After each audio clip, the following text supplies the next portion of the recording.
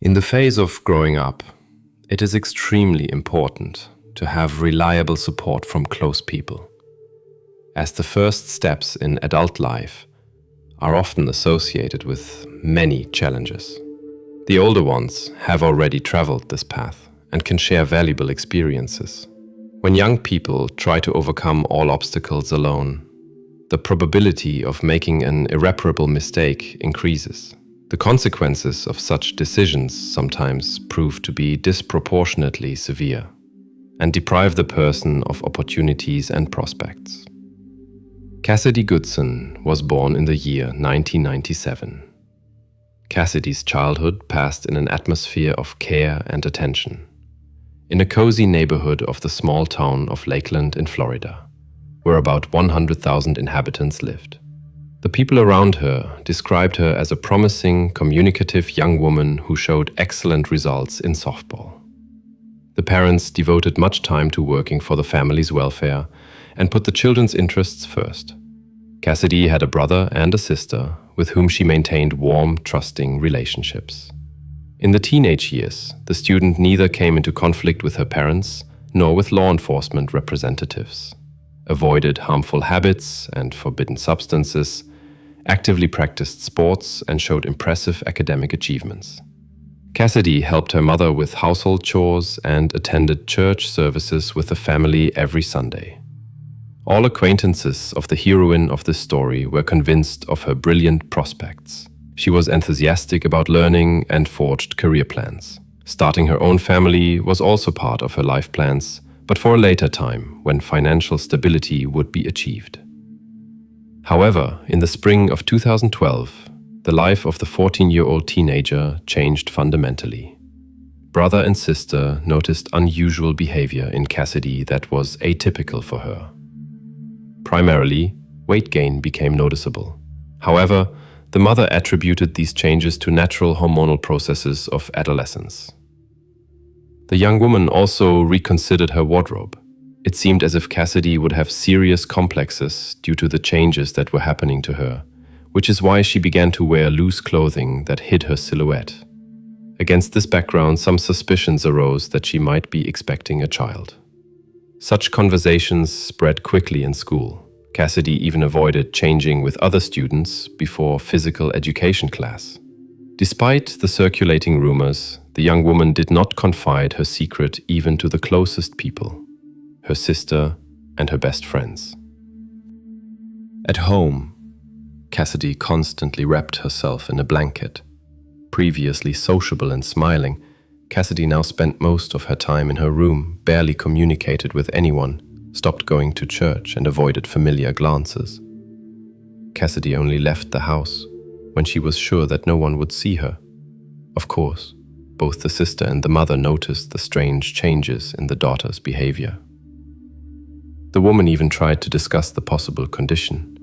As rumors had reached her from the second daughter, Cassidy categorically denied the assumptions. The mother insisted on an examination to dispel all doubts. But deep inside, she did not believe that her daughter could hide such a thing.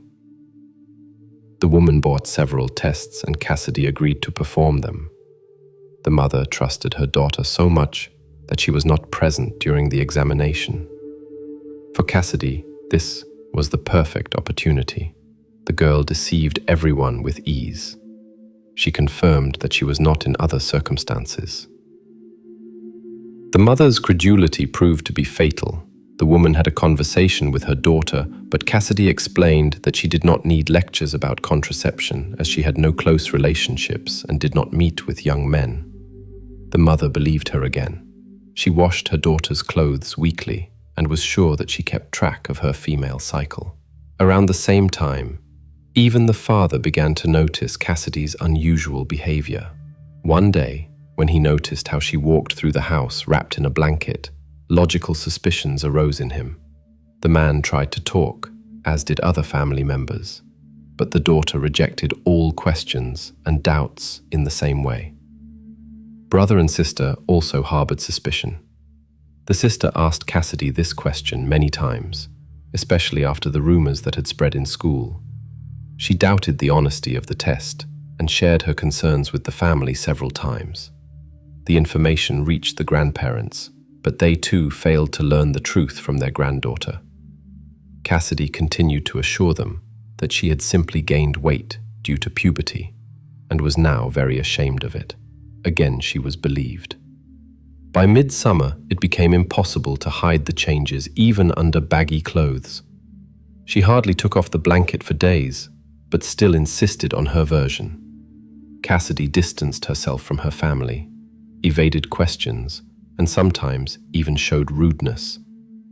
After recognizing the futility of their attempts to establish contact with their daughter, the parents finally resigned themselves.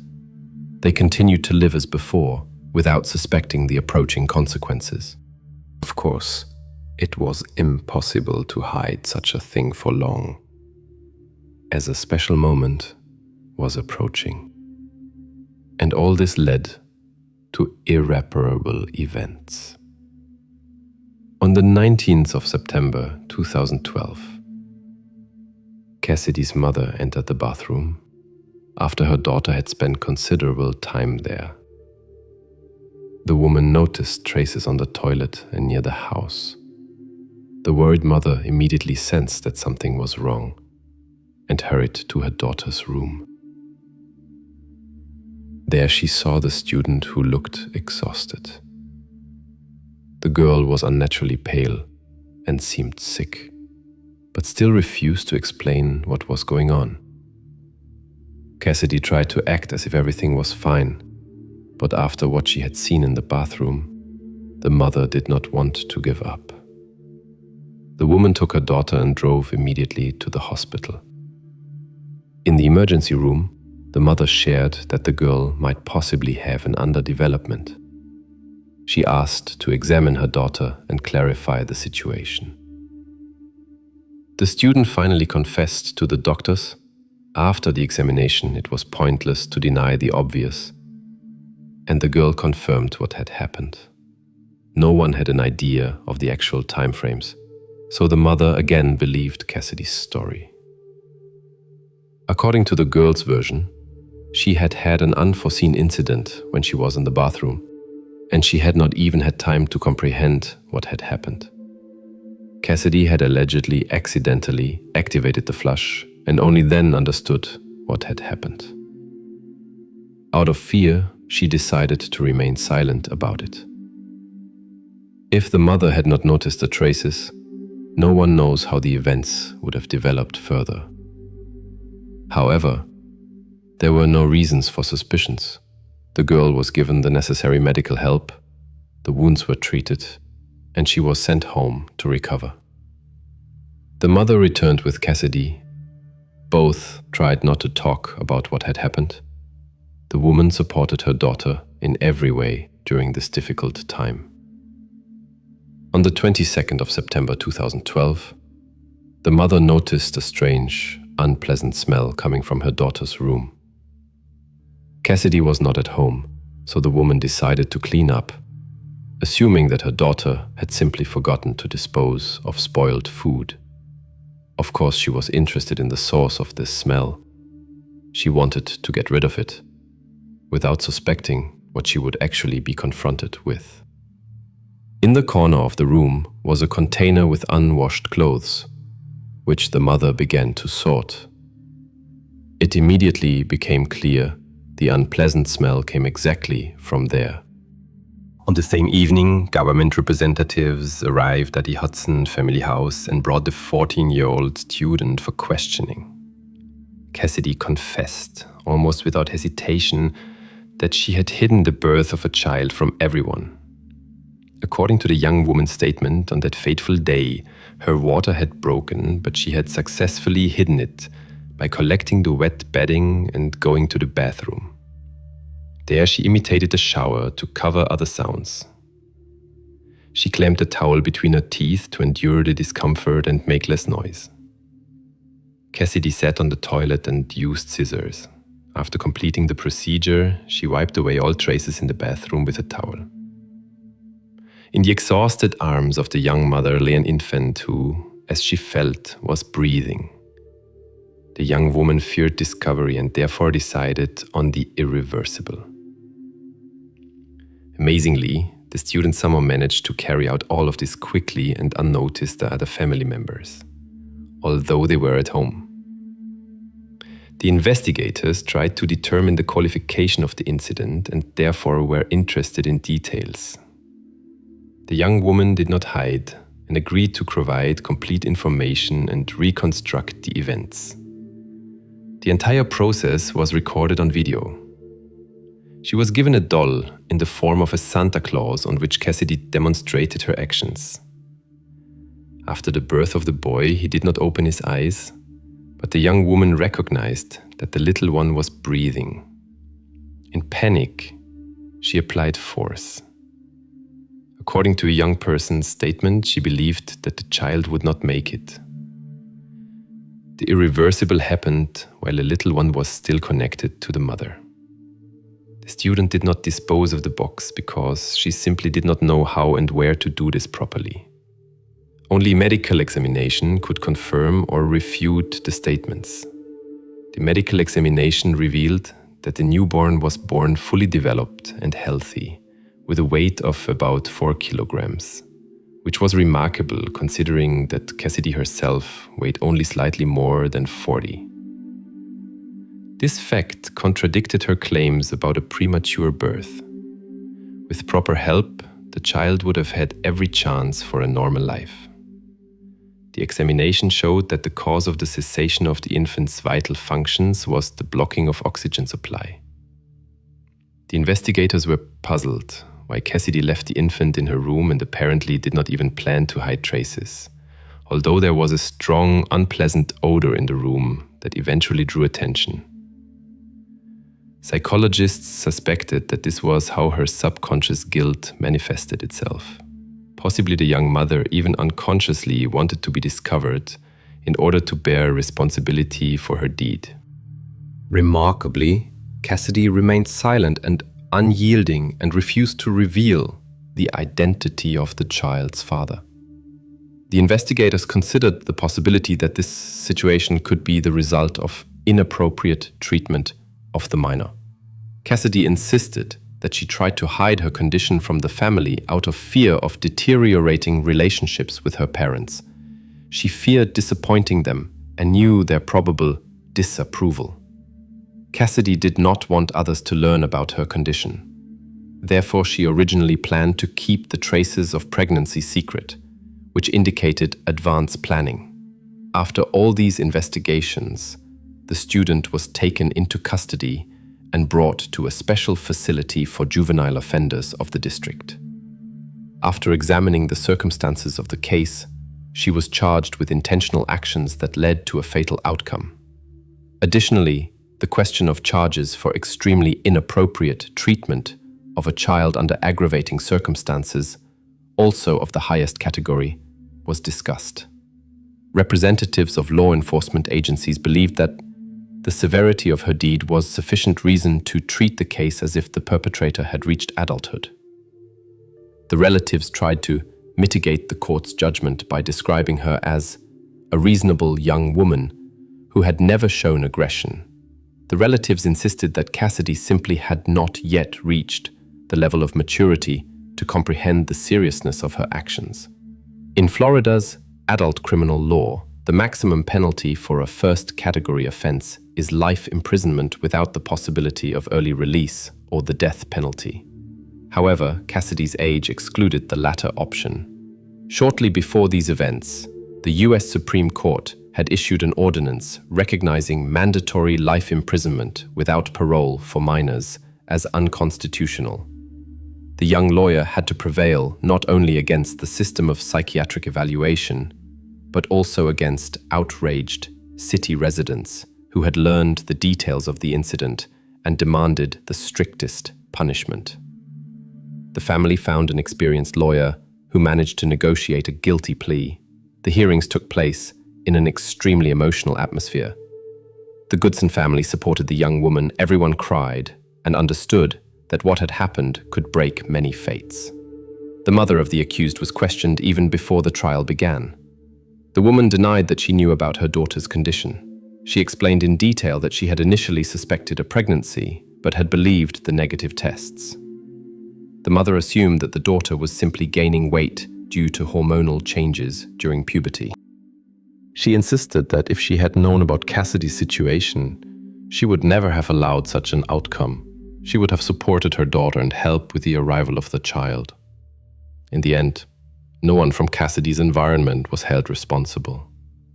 On the interrogation video shown to the jury, the main accused demonstrated how she had dealt with her newborn son. When she realized that the child was healthy, she tried to avoid the problem. According to her perception, it lasted about 1 minute. When announcing the decision, the judge emphasized that the young woman had no previous problems with the law. The probability that she poses a danger to society was assessed as minimal. Cassidy Goodson, in his opinion, was simply not mature enough for parental responsibility. However, the court considered her old enough to atone for her thoughtless action. When pronouncing the sentence, the judge expressed hope that Cassidy would not appear in court again for another offense. Prosecutors and defense agreed. The young woman deserves a second chance. The court commission decided to send her to the specialized program of the Hillsborough Academy for Young Women. As Cassidy left the courtroom, she wiped her eyes with the sleeve of her institutional clothing.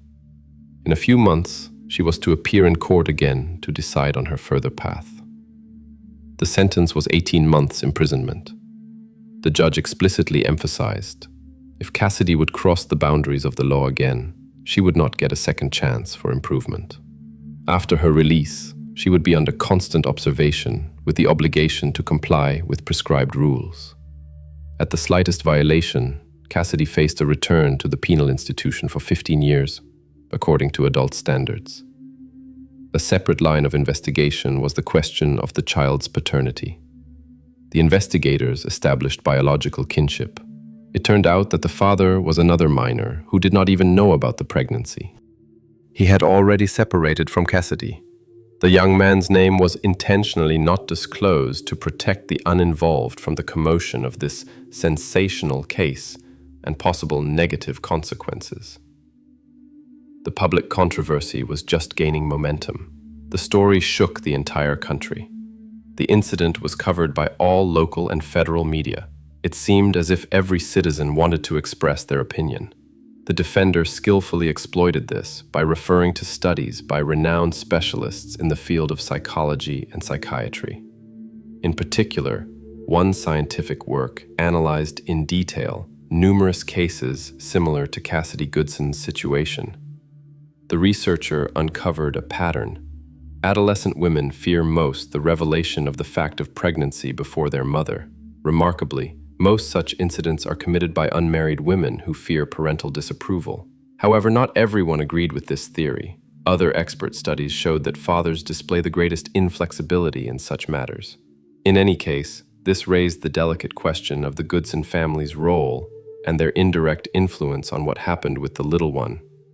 Often, young women lose the ability to be open with their loved ones out of fear of affecting relationships. Cassidy repeatedly drew attention to this. Even in the face of irrefutable evidence, she continued to insist on her version and openly misled everyone. For many, this aspect remained extremely painful, especially in light of recent events. The psychiatric community split into opposing camps. Some expressed support for Cassidy and saw indirect involvement of the family.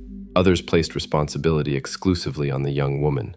All of this generated many discussions during which the results of various studies were analyzed. For example, one expert's work described a study in which 7 of 9 women who had committed similar unlawful actions were their father's favorites or grew up without a mother. Despite the absence of mental disorders, they fulfilled a simplified role of wife in everyday life. Such a mixing of roles led to dangerous adaptations in their behavior and to an aversion to accepting the child that appeared. In doing so, such women learned successfully, often played sports, and were popular in school. These characteristics connected them with Cassidy. The mixing of roles created a peculiar sense of guilt when approaching another person.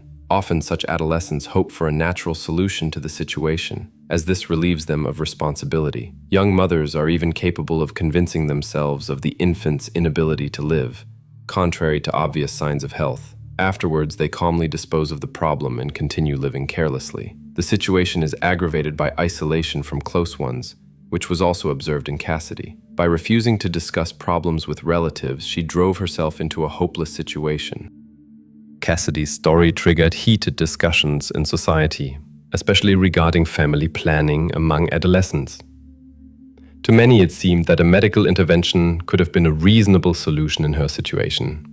However, it is difficult to judge the actions of a 14-year-old student. At this age, the boundaries between right and wrong are not yet sufficiently developed. Social networks and media actively discussed the incident.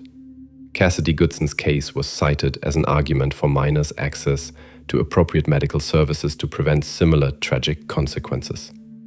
The public was puzzled why such a heavy burden of decision-making lay entirely on Cassidy's shoulders. Although the parents claimed they tried to understand the situation, many commentators were convinced of their passivity, which led to the sad ending. Logical questions arose. How could one not notice the changes in the daughter's figure or her unusual behavior? Why were Cassidy's explanations so easily believed while obvious signs of her condition were ignored? The relatives themselves admitted that Cassidy behaved atypically, but it seemed as if no one attached importance to this. Particularly astonishing was that the mother had to discover traces of biological material in the bathroom to recognize the obvious. Why no one brought Cassidy to a doctor earlier remained a mystery. Against this background, some tried to transfer responsibility for what happened from the adolescent to the parents. Many suspected that Cassidy suffered from a lack of attention from her relatives. Perhaps that is why she tried so desperately to hide her condition. And here, public opinions divided. Shocking for many was the fact of using office scissors. The medical report indicated that Cassidy used these to independently solve the situation. It remained unclear. Was this a consequence of the adolescent's psycho-emotional state? Or did Cassidy have such great fear of her parents' reaction that she preferred to endure unbearable suffering just so they would learn nothing about her condition? The public asked themselves the question, what really happened in this family if a 14-year-old girl was ready for such a desperate step? These questions also interested the investigators, who conducted a thorough examination. However, assumptions about inappropriate treatment by the parents found no confirmation. The medical examination of Cassidy revealed no physical injuries on her skin. The other children in the family denied any inappropriate treatment by the parents. After 18 months of stay in a special facility for juvenile female offenders, Cassie returned to normal life. The specialists noted the successful completion of the rehabilitation program for adolescents with problematic behavior. The characterization indicated the absence of aggressive tendencies.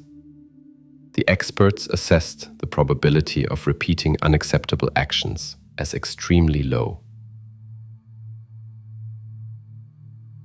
The commission decided on her return to society, although adaptation was not easy due to resistance from the environment. Cassidy lost her former circle of acquaintances, encountered hostility, and was afraid to leave the house.